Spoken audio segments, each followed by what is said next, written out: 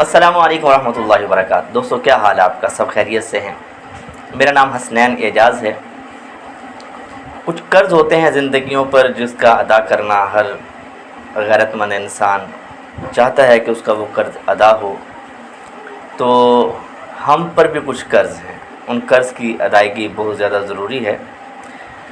ہاں، قرض یہ ہے کہ اگر ہم کچھ جانتے ہیں اور اس حوالے سے دوسروں کا جاننا ضروری ہو تو دوسروں کو اس بابت بتانا بے پناہ ضروری ہے۔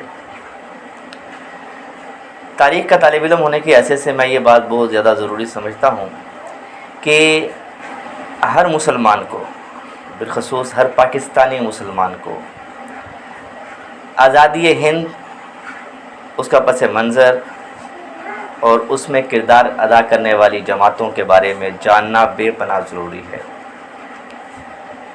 میں طالب علم ہوں تاریخ کا، تو میں یہ سمجھتا ہوں کہ جمعیت علماء اسلام، اس کا جو کردار ہے تحریکات آزادی میں، وہ ایسا بے مثال، لاجواب اور لازوال ہے جس کے بارے میں ہر محب وطن انسان کو جاننا بے پناہ ضروری ہے۔ اس کی ایک وجہ یہ بھی ہے کہ ہمارے سامنے تاریخی حقائق آ جاتے ہیں۔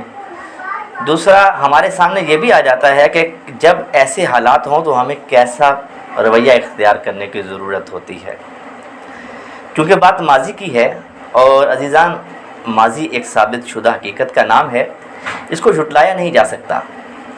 حال اور مستقبل کے بارے میں دو متضاد رائے ہو سکتی ہیں اور ہوتی ہیں، لیکن ماضی ایک ایسی صداقت ہے جس میں دو رائے ممکن ہی نہیں۔ تاریخ کسی فرد، جماعت یا قوم کے ماضی کا آئینہ ہوتی ہے۔ اس آئینہ میں وہی تصویر ہو بہو نظر آئے گی جیسی وہ حقیقت میں ہے، کیونکہ آئینہ کبھی جھوٹ نہیں بولتا۔ میں آپ احباب کے سامنے اپنے تئیں جمعیت علماء اسلام، جمعیت علماء ہند کی ایک تصویر رکھنا چاہ رہا ہوں، جسے آپ ایک عقیدت مند اور ارادت کیش کی بجائے ایک غیر جانبدار نقاد کی طرح اس کو سماعت کریں۔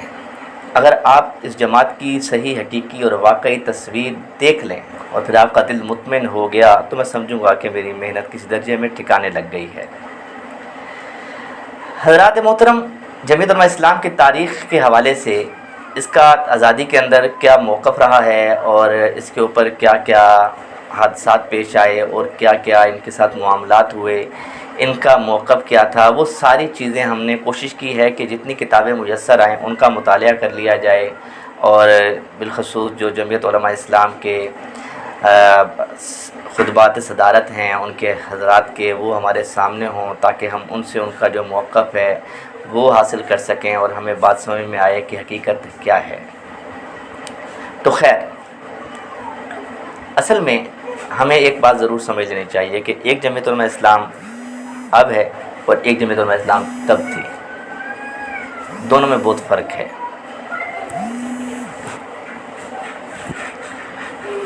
دونوں میں کیا فرق ہے؟ ہاں، ایک جمعیت علماء اسلام وہ تھی جس کا نسب العین ہندوستان سے برطانوی سامراج کو ختم کر کے ہندوستان میں حکومت خود اختیاری کا